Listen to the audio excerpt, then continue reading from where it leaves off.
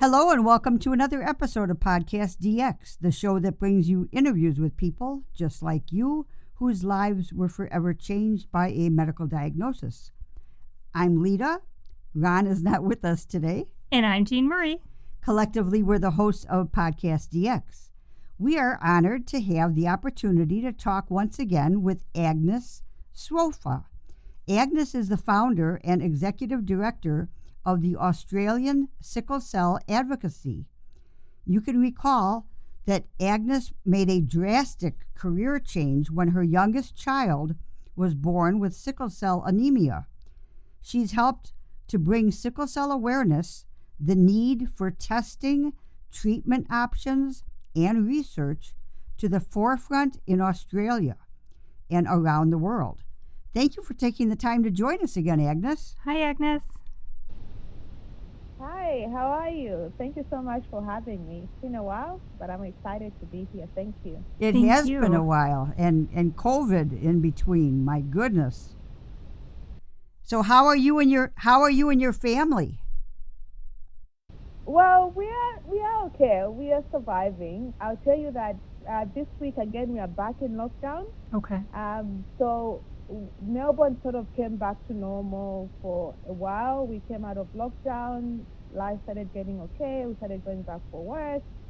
And the numbers, so here we sort of, different states have got different rules and we behave like different countries. So in New South Wales, where if you know about Sydney, Sydney is the capital of New South Wales, their numbers are rising. So the borders are closed between I'm in Victoria, Melbourne. So if I talk about Melbourne, I'm in Victoria. Okay. The borders between Sydney and Melbourne, they are closed because their numbers are just off the roof. They're rising there.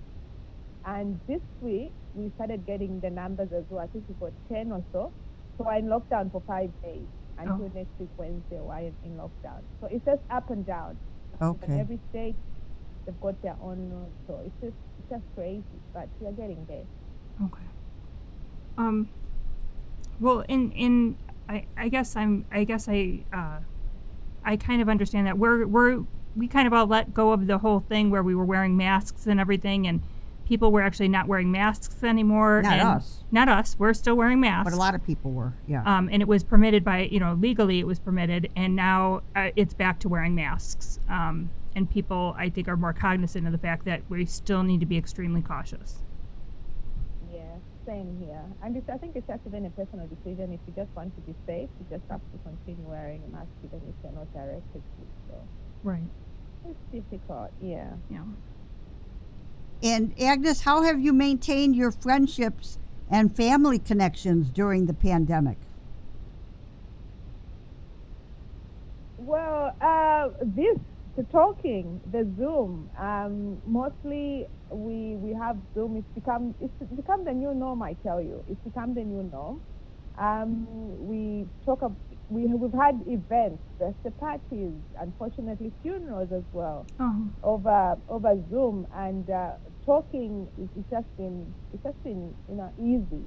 But face to face, I tell you, even the time that we were allowed to actually be able to visit, there was a time when we came out of lockdown completely. I just couldn't feel comfortable. So for us, as I told you last time, we have a child who had the bone marrow transplant 2019. So 2020 was a very critical period for us because she didn't have any immunizations. So even before we were allowed to, they put restrictions about lockdowns and everything. For us, the family, we had already started that because we were in hospital, then we came home.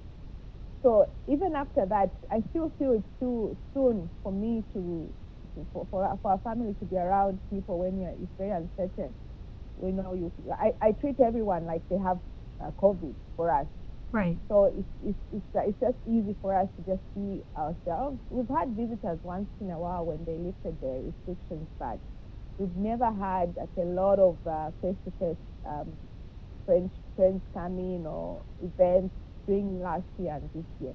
Mostly it's through Zoom and phone calls, but Zoom has really been helpful. We've had so many events over Zoom.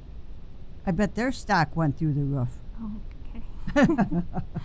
But we can understand. When my cousin had a transplant, it was basically the same. I mean, it was more stringent than the protocol they put out for COVID, where you have to make sure you're careful with your groceries and you clean your groceries when you get home, and you wear gloves and masks when you go out in public, and no ice from restaurants, and and you have to clean the house, in extra. Yeah, so it was good practice for us to get ready for COVID, because once again, and she was already used to wearing masks, and we were too. So right. Yeah. It's not bothering us at all. No, it doesn't faze us. Agnes, I was wondering, how did the pandemic change the way you and your family, and especially your daughter, receive health care? Yeah, so most of the things really changed in that we, even up to now actually, you don't have to go into hospital. Most of the appointments are through telehealth. Mm-hmm. So telehealth is pretty much like Zoom. So you are with the doctors on their computer. They're, some of the appointments I even tell, like, how are you going to do this appointment? Like, she had a chest appointment. We had to do it on telehealth. I'm like, don't you need to listen to the test or something? But they've got their own questions that they ask. So mostly it's been through telehealth, but also it's been a lot of anxiety on our part. I tell you, it will take time for me, especially as a mom, to just be comfortable that my daughter can go to a place where, like, somebody's sneezing and coughing and it's okay. Right. So during the pandemic, she actually herself should be like, I don't want to go to hospital. I don't want to get sick. We had to cancel some appointments because she was that anxious to go to visit the hospitals. Sure. So either way, even if we go to the hospitals, there's so many protocols. You can only go this way. You can only go that way. You have to put on masks. You get to the hospital, you take it off. They measure your temperatures. You go through it. So many protocols that you have to follow. And when you're there, you're just anxious. Like, you don't want to touch anything. You don't want to be near anyone. Because, as I've said, I treat anyone like they have it. Right. But also, to make it easy for the hospitals, we had a lot of telehealth appointments, which sometimes are okay, but most of the time, like, you find that you forget, because you're always getting used to getting in the car, driving to the hospital, but then you have to remember that, I need to dial in, and we've forgotten a few appointments because we forgot that we actually had to dial in. Our brains and our mindset are just that if I've got an appointment, either I go to the GP, I drive, or if I go to the hospital, right, then I can see the doctors. This new normal is something that we have to get used to. Exactly. And now we have to put notifications on our phone, like at 11 a.m. We have a telehealth, we have to log in. So, yeah, it's something that we have to adjust. It's different. But okay. It's working. It's right. working. It's over a year now. It's working. Right, yeah. I think everybody's finally getting used to it. What makes me realize how difficult it must be for people that don't have internet connections, and there are probably millions of people in the world that don't have internet connections, and what did they do? Yeah. That's a challenge. That's a challenge that I feel in other less resource countries. Like, I've got a lot of friends that are from an African background, for example. It's difficult. You see all these news and all these messages on social media about people. And right now, like the third wave in African countries, this is when it's really hard, like, hit them hard. The first wave, people are talking about how come there's no COVID in Africa. Second wave wasn't so much, but now it's really, really bad. As I'm from a Zambian background. Right now, we are in the middle of doing fundraising to help the frontline workers because they are dying. They're dying in numbers because of challenges as well in terms of just everything. As you know, anything to do with medical issues and other issues in the less resource countries, it's just hard. Right. So you find that these things you are talking about, telehealth, it's not available for them. No. Most of them. No. They may have a few, but it's not as common as it is in developed countries like where you are or where I am. So it's right. very challenging. Right. And yeah, we're very lucky, aren't we? Yeah, we are. And sometimes we take things for granted. Things like donating blood, for example. I know here in Australia we had a few members of ours who were a bit anxious when the pandemic started, and they were selecting who they are going to test for COVID at the time. So our organization actually had to write each and every state minister to say people living with sickle cell disease should also be in the category of those, people to be tested. You don't have to wait, because they had restrictions like you have to be, have you been away overseas or over 14 days, all these questions that they had to answer. So it's like, just make it easy. Mm-hmm. If somebody has sickle cell, they need to be tested. And then some of them were like, I depend on blood every month. So we had to now call and write letters to the Australian Life Blood Services to find out, like, is there any shortages of blood? What can we do? So we decided that we'll do our part and decided advertising and just talking about the importance of blood donations. Fortunately, we haven't had any shortages. Oh, wow. That's fantastic. Oh, yeah, very good. Yeah, we and they assured us, the blood services, that no, there's never been any shortages for blood for patients living with sickle cell or anyone who's needing blood for treatment options. But it's been, just anxiety about people who depend on some of those things to survive. We're just anxious that maybe, and but fortunately, things like blood donations or blood transfusions for people living with sickle cell disease hasn't been an issue. We haven't received any reports apart from the first one, and we had to consult. Well, that's fantastic, because I know we've had a lot of blood shortages here in the U.S. Oh, yeah, we have. And it's hard to, get people to go out there. So they've been doing a lot of mobile blood donation centers and things of that nature. Right. Yeah. Agnes, what adaptations have helped you at home and at work during COVID? Well, working from home, I'm loving it, actually. Oh, good. I'm loving it, and my office is everywhere. I can do my bed in my living room. I work from home most of the time, and a lot of meetings, we use Teams. I actually did during I think the first year, 2020, I took off work, obviously, because of, I was telling you about my daughter, and you're just vulnerable. Right. But early this year, I took a new job. I did all my training virtually, and I just found that it's very difficult to be attentive on the computer from 9 to 5 for 3 weeks. It was so difficult, and we were instructed to put the camera on. It was very difficult for me. That's new for me. I like interacting. You talk to people, you go on tea breaks, you talk, you have biscuits, but we had to be on the computer from 9 to 5 for 3 weeks to do the training. And then after that, now when the restrictions were a bit of lifted, we started going, like, I'll go on site, wait for 2 or 3 days, and come back home and wait online. Okay. We've had a lot of, in terms of our organizations, if you follow us on social media, you see that we've had a lot of virtual events.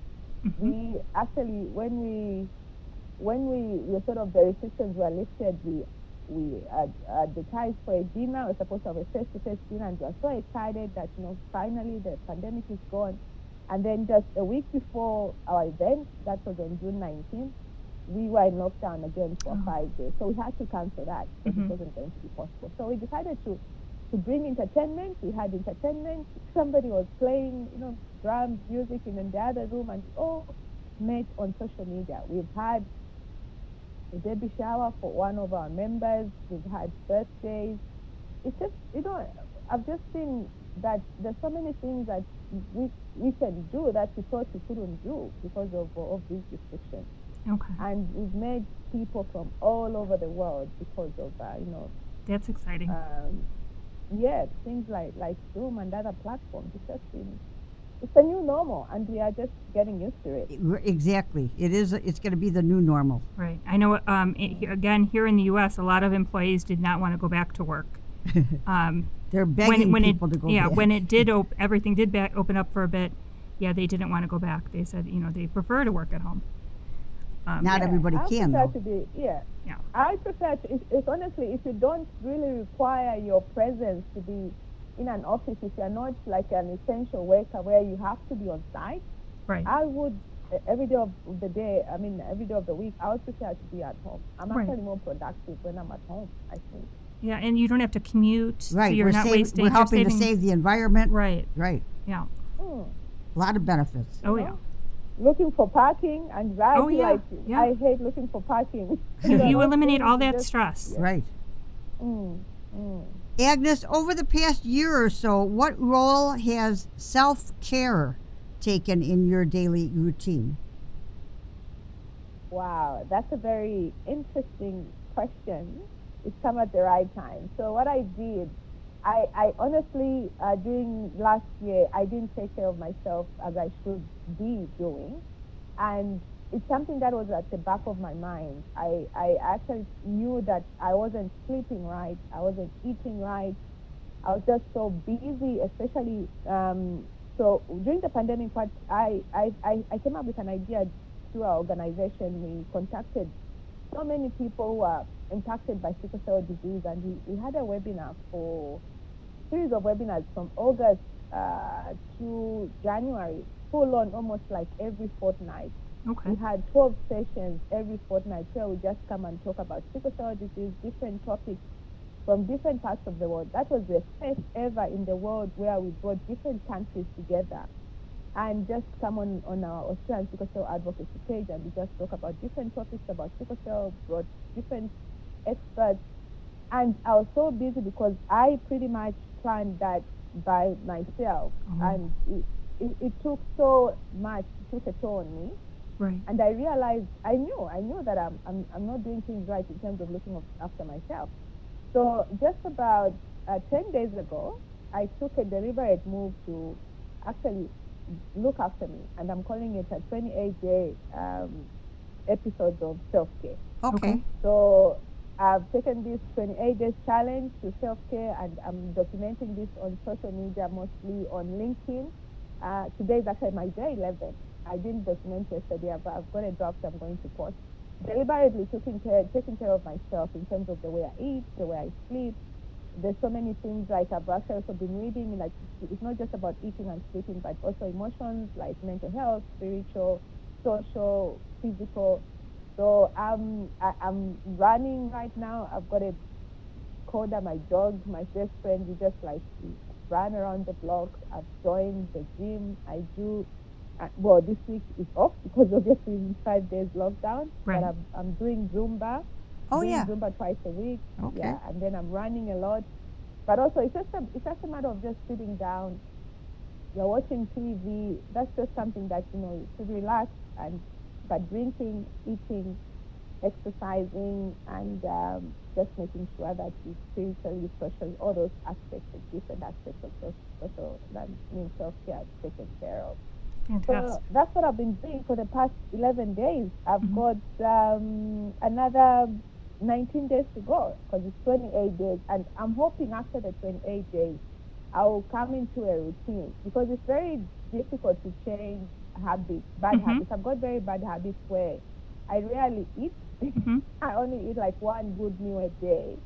But I want to come into a routine of having a good breakfast, at least even if I don't eat lunch, but I've got something like a fruit or a salad, and then I've got a big meal like I do. I've got very bad habits, eating habits, so I'm trying to adapt to habits, healthy choices, healthy habits, and I'm hoping by the 28 days, I will go into that habit of looking after myself properly.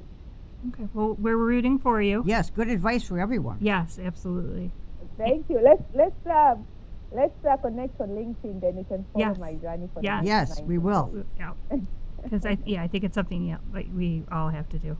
And you are a very, very busy person, and now it sounds like you're even busier. But what helps you find a life-work balance, especially working from home? I think having a plan. To be honest, I do wear a lot of hats, and some of the hats I'm trying to sort of let go. Part of this challenge to put myself first. So having a plan and having a balance to know that I work.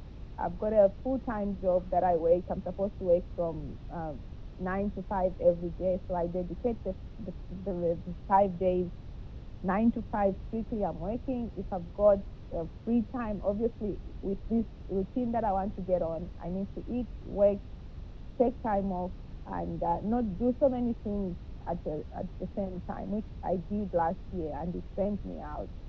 So I know I've got all these responsibilities. I'm passionate about things like sickle cell disease, and I need to dedicate time. I need to have time for everything. And obviously, I need to pay my bills. I need to work. But things that I do, like I'm passionate about, I have to have a limit for just certain times, and also making sure that I've got other people in my life as well that I need to take care of. So everything has to sort of have a plan, dedication. I'm passionate about something, but you need to be conscious that you have to have a plan to make this work. Okay, that's great advice too. Yes.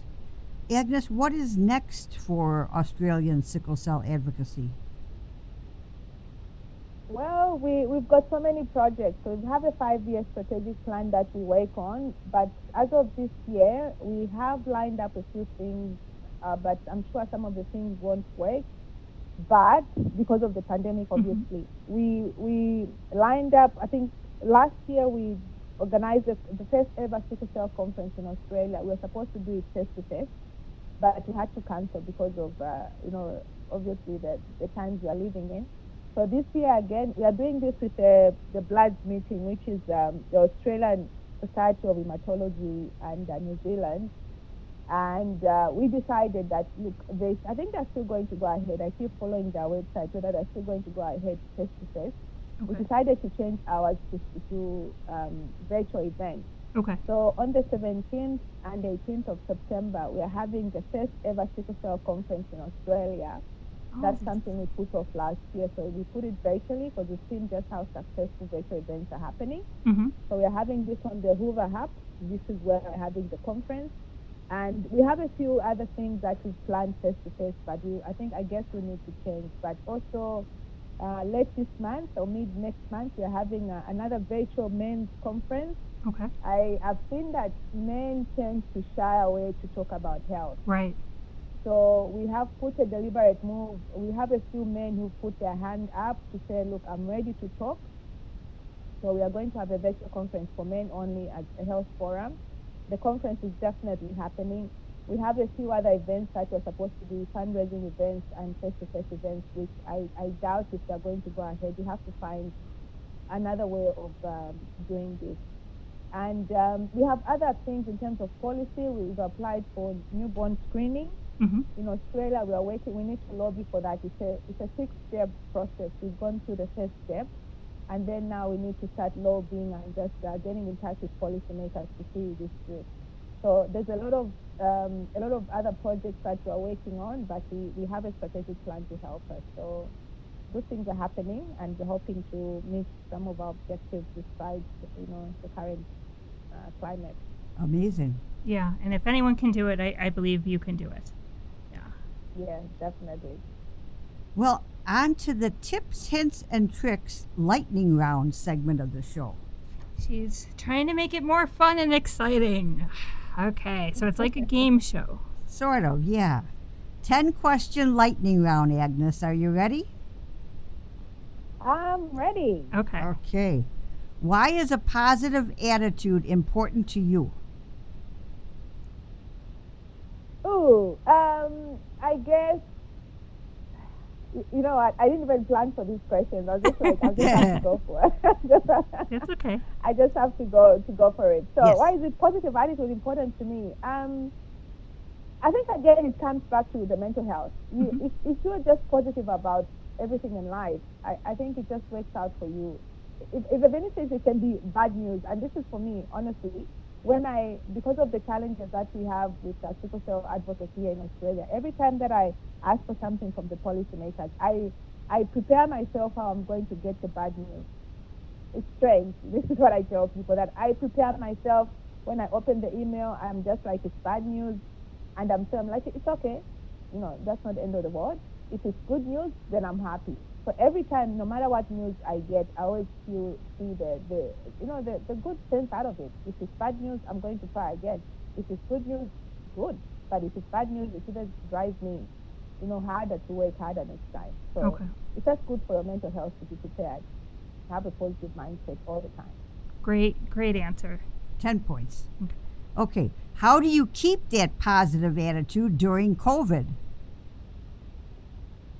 Oh, during COVID, it's accepting the new normal. There's nothing you can do about it, no matter how hard you try. As we've talked about masks, I can do that for me and my family, but there are people out there. Seriously, I've seen people fighting with the police because they don't want to wear masks. Mm-hmm. So I think you just have to accept the new normal and say, this is the world we are living in, and do the best you can for yourself and your family. And you can't control any surroundings around you. As long as you do your part, then I think I feel good about myself. Oh, that's nice. Wonderful answer. 10 points. Okay. What is your go-to meditation guide? Do you follow any meditating guides? No, I'm very spiritual. So for me, that's meditation. I'm a very, very strong Christian. Okay.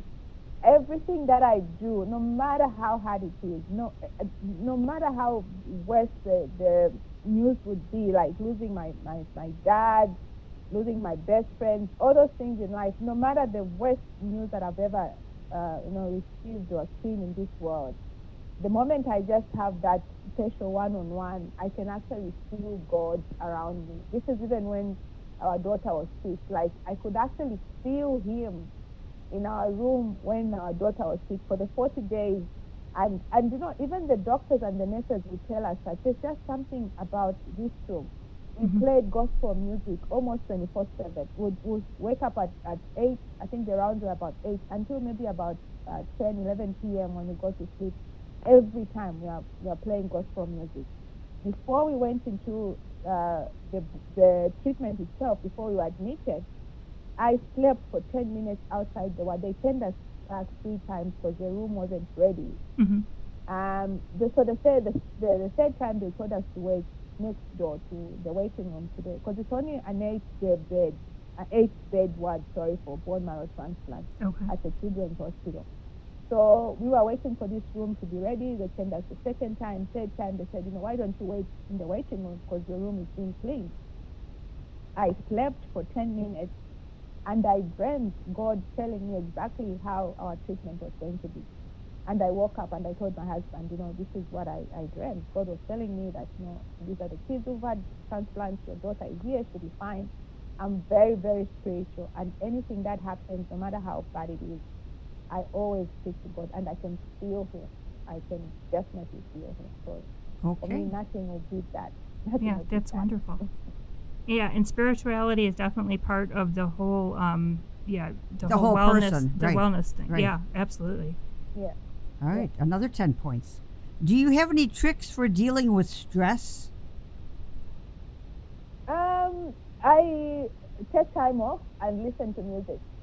That works for me. Okay. I just take time off, or even like drive somewhere, or just sit in the car and just listen to music. And again goes back to especially gospel music. I'll just be like, and if I'm just like my go-to songs where I'll just put it on repeat, just repeat all the time and just sing along. I become relaxed. So it goes back to being spiritual and just listening to music and just having that one-on-one with God. It's just easy for me. That's just the way I deal with it. Fantastic. Yep. Good one. What do you always bring with you to the doctor's office? My phone. Okay. Good answer. 10 points. Yeah, I know. Me too. My phone has everything on it. I have a list of my medications. Yep, and my phone has got a lot of information in it, which is bad if you lose it. But my phone, but also obviously your IDs and your medical cards. Here we call it Medicare card, which you need to go to. But my phone is the most important thing. It's got a lot of information on it. Good answer.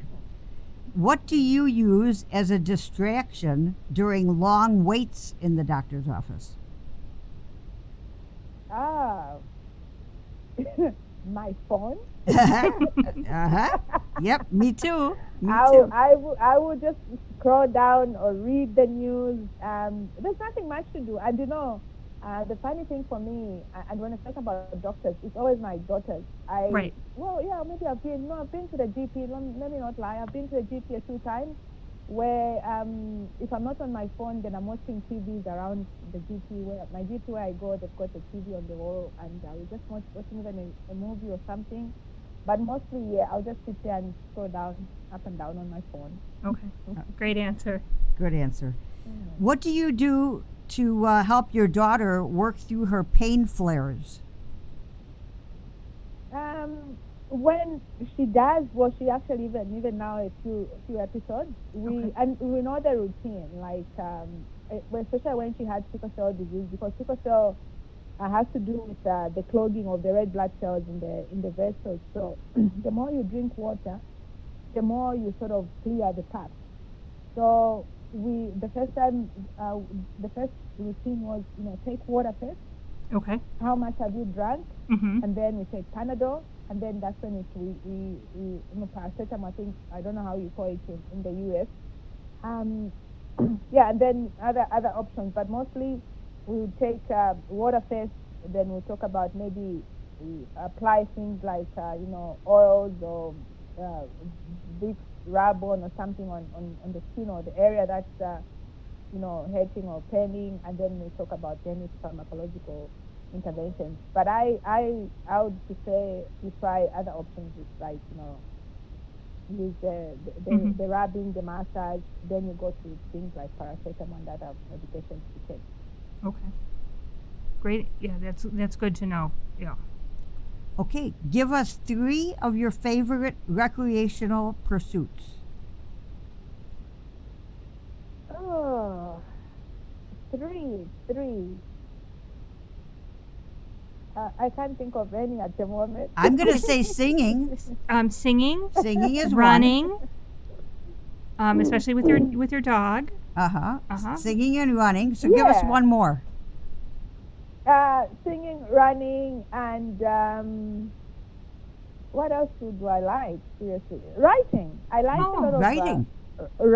Yeah, I write, and hopefully my book should be finished very soon. Ooh. You have to let us know, because we want to definitely buy our copies. Yes. And our signed copies. And I'm also writing a kids series just in terms of making it easy for kids to understand sickle cell disease. My book the first series should be out soon. Good. But also my own personal book should be out soon. Oh, that's so exciting. Very exciting. Congratulations. Yeah, that's what I do. Thank you. Great. Now, this is a strange one. What animal best reflects your personality? I'm so sorry. Maybe the polar bear. A polar bear. He looks he looks friendly. When I'm watching him in the movies and in the snow, he's just rolling in the snow like, I don't care. Like, he's just a bear. Right, I think a polar bear. And they fiercely guard their children. And yes. They do anything they have to protect their children. Right, that's fantastic. Yeah, exactly. I wouldn't say a dog, because my dog is a funny one. No, a polar bear definitely. Okay, all right, we got it. Last question. What do you do to treat yourself? I watch movies. Right now, I've just finished a series. Have you watched Younger? No. Is it on Netflix or Stan or both? It might be. I don't know. Might be. So, look for it. It's so lovely. It's about this lady in her 40s who takes that she's 23 years, and she goes out with this guy who's in his 20s, and it's just fabulous. It's a series. Okay. But now I've finished it, so now I have to wait every week. It's still going there in the US, but I have to wait now weekly to watch it. So last night, I was actually conscious about, that's why I'm going back to sleep. I was just watching until maybe about 1. Oh, no. And then I went to sleep. I had to finish, so... so I just like to take me time when everyone is sleeping, including my husband. I'll just be here in the living room, me and the TV, and just watching this nice series. So. Well, that is fantastic, and we're going to let you get back to sleep, because we know it's bright and early over there. Right. Thank you so much for joining our show again today. And how can our listeners learn more about you and your foundation and help support? We lost her. Oh, crap. Okay, don't swear. Well, okay, we're going to put links on our show so you can support the show. And unfortunately, we just lost Agnes. Right. But we'll put the links for her foundation. Yes, and if you can, definitely, it's a worthy foundation. If you know anyone in Australia, let them know that they're still working on policy change. Right, all the good work that she's doing. Yeah, she's a force. Oh, for sure. Yeah, she's the polar bear. She is. Well, if our listeners have any questions or comments related to today's show, they can contact us at PodcastDX@yahoo.com, through our website, PodcastDX.com, on Facebook, Twitter, Pinterest, or Instagram. And if you've noticed, Lita is lisping slightly, and so am I, and neither of us is drunk. We're just missing teeth. If you have a moment to spare, please give us a review wherever you get your podcast. As always, please keep in mind that this... Wait. Oh, also, if you happen to see one of our episodes featured on Facebook, please leave a positive comment for us and Agnes, because we don't understand all the negative comments on Facebook. We're not trying to sell you anything. No, we're not. As always, please keep in mind that this podcast is not intended to be a substitute for professional medical advice, diagnosis, or treatment, and always seek the advice of your physician or other qualified healthcare provider with any questions you may have regarding a medical condition or a treatment and before undertaking a new healthcare regime. And watch out for changes in the script that your mother makes. And never disregard professional medical advice or delay in seeking it because of something you've heard on this podcast. Till next week.